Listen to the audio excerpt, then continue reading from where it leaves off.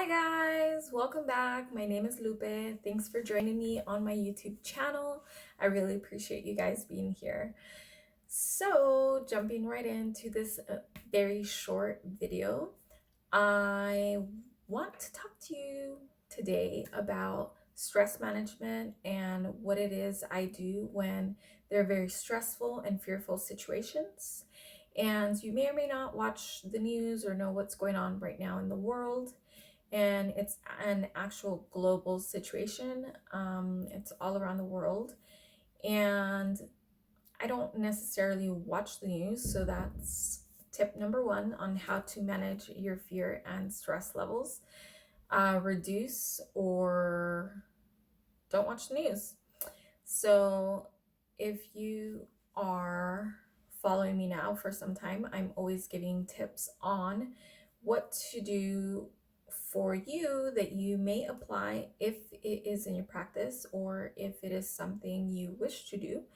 The way I think and believe and feel is maybe very different to what you usually practice, and that's okay. So if this resonates with you, follow it. If it doesn't resonate with you, that's okay. Totally cool. We're all entitled to our opinions. Again, this is my YouTube channel, and I give relevant information about what helps me in life.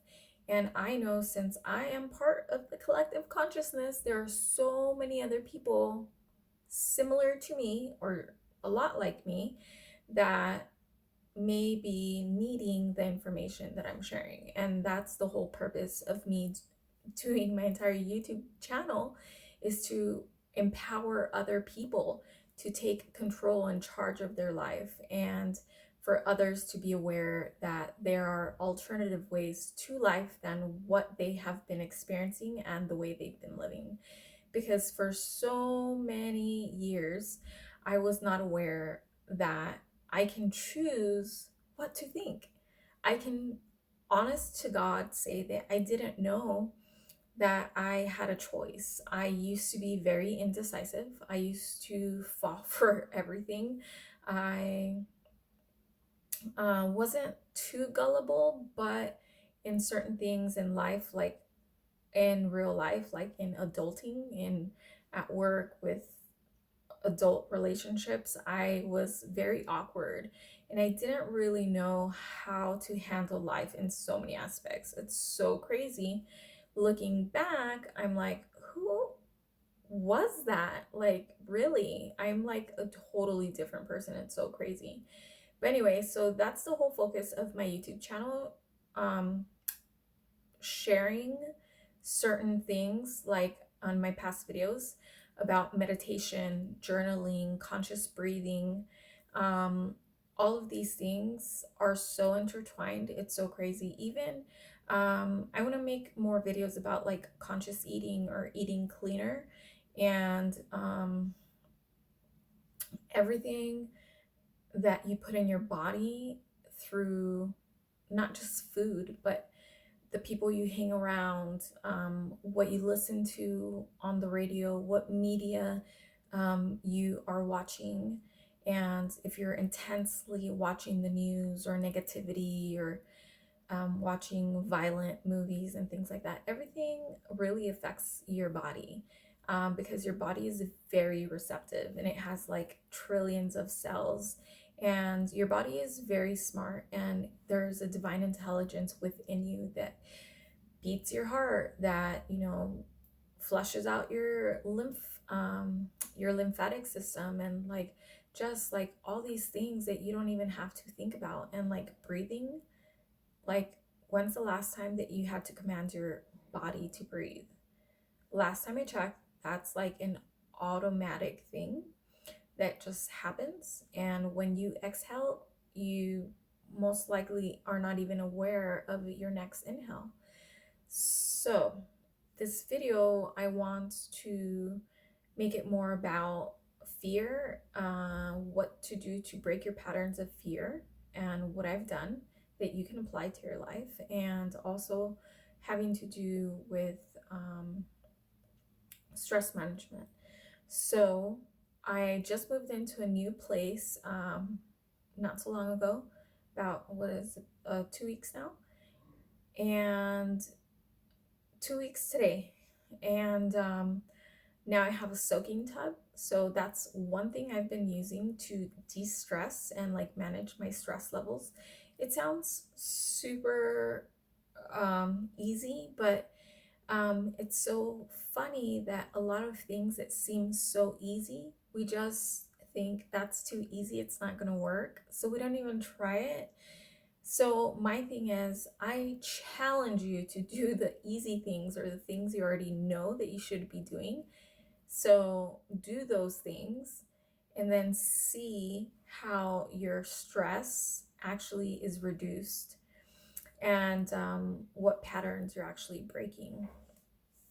So one thing I've been doing is taking hot baths, like an actual drawing a bath, and like with candles and like some bath salts for relaxing purposes. I've been doing that. It's been working so well. It's crazy. I can't remember the last time I had a soaking tub. It's been years. Actually, yeah, it's been about 8 years or something. About 5 years, 5, 6 years. Anyway, regardless, time flies, and when we don't use the resources that we have, it can get pretty crazy, right? So another thing I've been doing way more is because I know to do it, but also like you, maybe I don't always do the things that I know to do. And so something I've been consistently doing recently is um, like being so much more conscious of my breathing, just being aware of it and sitting in a comfortable, quiet place. I've been just observing my breathing, and it sounds kind of crazy or it may seem way too easy, but it really, what the point of that is to get you into the present moment. And by being observant of your breathing, and obviously your chest rises and falls, and so does your abdomen. So just by observing that, it is a game changer for sure. So if you have to turn out the light, if you have to close your eyes, then do that. But simply by being aware of it and just noticing your rise and fall of your chest or of your abdomen. If you're lying down, it's way more visible or apparent. And what I do is I make sure that I am breathing from my diaphragm. So it's not this shallow breathing up on the chest. I've heard that mostly women are, or women in particular, are mostly shallow breathers. Not sure why, but I've read that and I've heard it in podcasts and things having to do with conscious breathing. But I encourage you to breathe in slowly and deeply and connect with your breath. Be aware of the sound that your throat makes when you inhale. When you inhale through your nose, like, or your throat, the sound actually is created at the back of your throat, so you can actually be more aware of it. It becomes more acute to your senses when you practice more often. And you can also be aware of the space between your inhale and your exhale. There's always like a pause, or between your exhale and your inhale, there's a pause. There's like a brief moment, like a second. And the more you practice it, the more you become more focused and you can actually catch that. And it's actually a great thing to be able to do that and just be in the present moment. And you start to focus more on what's happening in the now with your body, with your breathing, with your consciousness, with your awareness, instead of worrying about what's on TV, what's on social media. And usually when there's a pandemic, when there's mass hysteria, when there's something going on globally, it's not for us to negate what's going on and like completely ignore it, but it's kind of like how the ostrich sticks their head in the sand. Sometimes we have to do that to maintain our sanity. I mean, it really helps to at least for 15 minutes take 15 minutes to meditate or just be aware of your breathing and drink water. When I talk, my throat gets so dry. But anyway, back to the breathing. So again, I was saying breathe from the diaphragm and just like inhale, and you don't have to hold your breath, but just inhale, be aware of the rise, and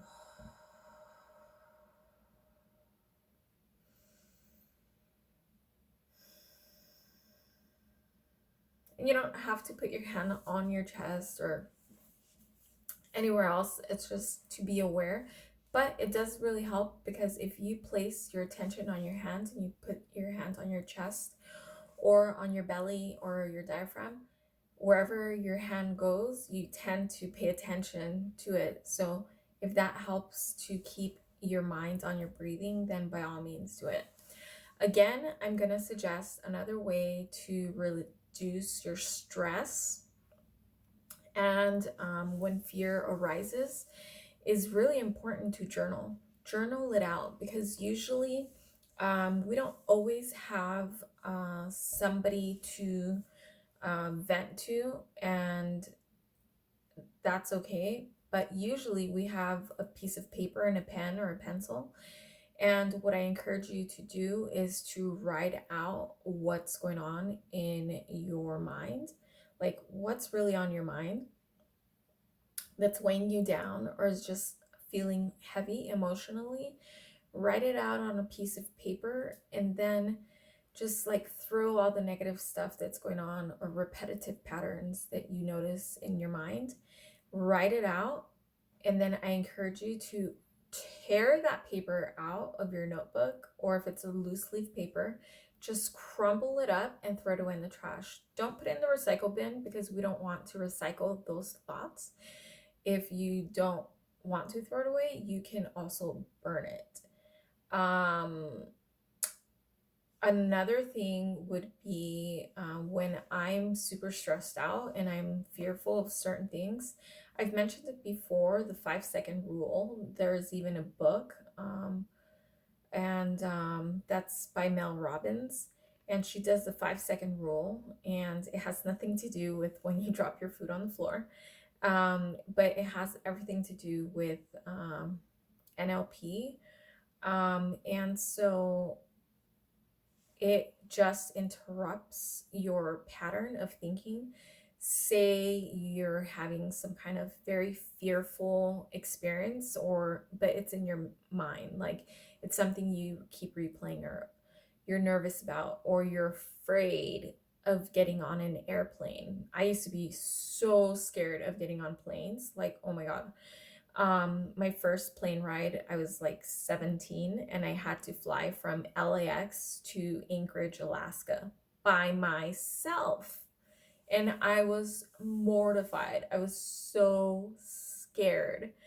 I was scared most of the flight. But anyway, now when I fly way more frequently, I actually trick my mind by saying, I'm excited, I'm excited, I'm excited, I'm excited. And that really helps. And I believe that's in the 5-second rule book also, how she says to interrupt your patterns, and how stress and anxiety and fear are like the same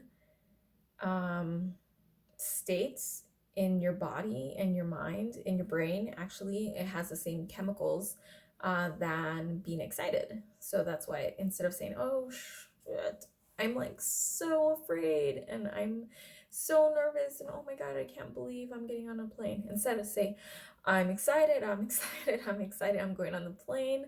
I'm visualizing landing at my destination airport, and I'm imagining getting in the Uber, getting to my house safely, and sleeping in my bed. That helps so much. And also, another thing that works really well if you're having so much stress and anxiety and fear about situations, I kid you not, go exercise. Get your heart rate up, get a good sweat, at least for like 20 minutes. I kid you not, it will improve your mood, your mental state, and you're not going to feel so fearful and full of anxiety, and your stress level just lowers so much. And last, I'm gonna, of course, throw in there or slide it in meditation. Meditation is like by far one of the most effective tools I have ever found. And there's like so many ways to meditate. There's no right way to meditate. I've found like tons and tons of ways to meditate. I mean, there's meditation when you're sitting with your eyes closed. There's meditation when you're lying down with your eyes closed. There's meditation with a soft gaze, which means your eyes are still a little, oh, excuse me. When your eyes are still a little open, you're just gazing at a fixed point, like at a candle's flickering flame, or just somewhere far in the distance. You can do it at the park, basically anywhere. And once you practice it enough, you can do open eye meditation and walking meditation and all kinds of ways. There really is no wrong way to meditate, is something that I keep hearing. And that may be because we're all in different stages and levels of like consciousness, and we all just think differently, we all learn differently, and we're all going through something very different. Like, we often don't know what other people are going through. We just know that we're going through something, and sometimes we're so afraid and worried about what we're going through that our stress level just shoots through the roof. So the very last thing I will add in this video is giving back to your community. Usually, if you're so in your head about all your fears and all your problems and all your stress and all the things you can't control that may appear to be going wrong in your life, it usually means that you're all about you and you're so self-consumed. But when you take a step back and you exercise gratitude and you give back to your community, either with time, with mentoring, with donating your time at pantry or at a shelter, or just helping friends, help a friend move from one house to another, comes in really handy. Go help an elderly neighbor, like mow the lawn or walk their dog or do something. So acts of kindness is the last one that I'm mentioning now. So giving back to your community, that's an act of kindness. That's just getting out of your head and helping other people with what could be something that you're totally unaware because you're so consumed in your problems. So I hope this video was helpful to you. It wasn't too much of a how-to, but it was mostly about great ideas and things you can start applying. If you have more questions, if you have comments, if you want to know more about a certain topic that I talked about in this video or a previous video, please leave me a comment and I'll get back to you. I'd love to hear from you. But if this video helped you at all, please like and share with a friend. Subscribe so you can get a notification, and hit the little bell so you can get the notification when I do make another video. So now that I am in my new location, I should be making more videos. I'm thinking once a week, but hit subscribe and the notification bell anyway so you can get an update as soon as I make a next video. And I really hope this helped you. Again, I make these videos to empower other people to take charge of their life and get out of their head and into their heart and just live more purposefully. So I hope this helped so much. Write a comment if you want more information, and I will see you next time. Have a great night.